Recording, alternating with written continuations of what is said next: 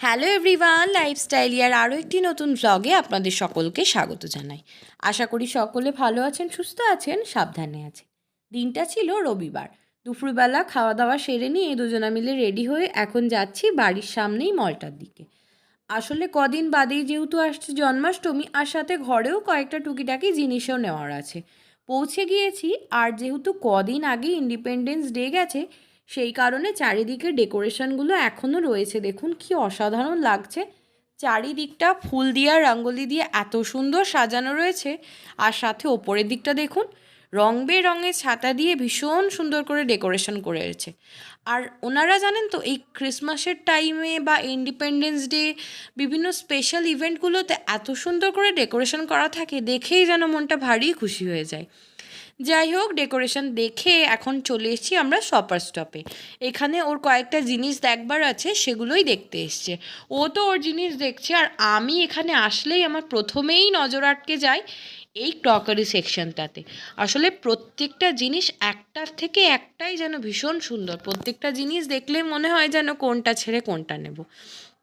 যাই হোক, আজকে আর এখানে কিছু নেওয়ার নেই। যেগুলো নেওয়ার আছে চলুন এখন ওদিকেই যাই। আসলে ওর এখানে একটা নাইফ নেওয়ার ছিল কয়েকটা, তো সেগুলোও দেখছিল। আর আমি এখানে ভাবছি এই কোড়ারটা নেব। আসলে এই ডাব থেকে জল বার করার সময় বাড়িতে ডাবটা শুকিয়ে গেলে ছাড়াতে ভীষণ অসুবিধা হয়, তাই আমি এই কোড়ারটা দেখছিলাম। আর সাথে ওর যেগুলো নেওয়ার ছিল ও এখানে নিয়ে নিয়েছে।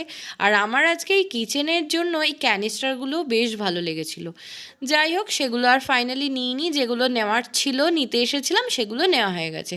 চলুন এরপর বেরিয়ে রান্নাঘরের আর কিছু গ্রসারির কয়েকটা জিনিস নেওয়ার আছে, সেগুলো নিয়ে তারপরে বাড়ির দিকে যাব।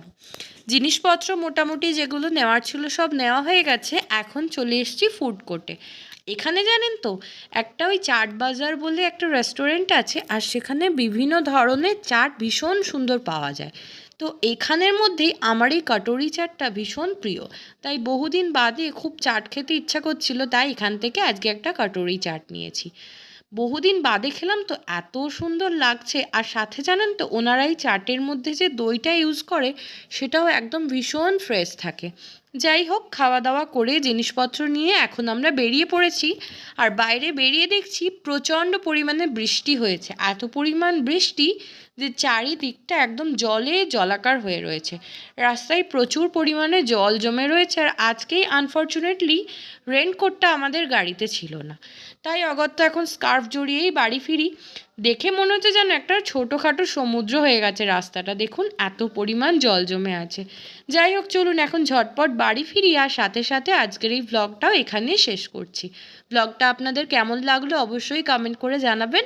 ভালো লাগলে একটি লাইক করবেন। আর আমার লাইফস্টাইল ইয়ার ব্লগ যদি আপনাদের ভালো লেগে থাকে, তাহলে অবশ্যই চ্যানেলটিকে সাবস্ক্রাইব করে নিতে পারেন।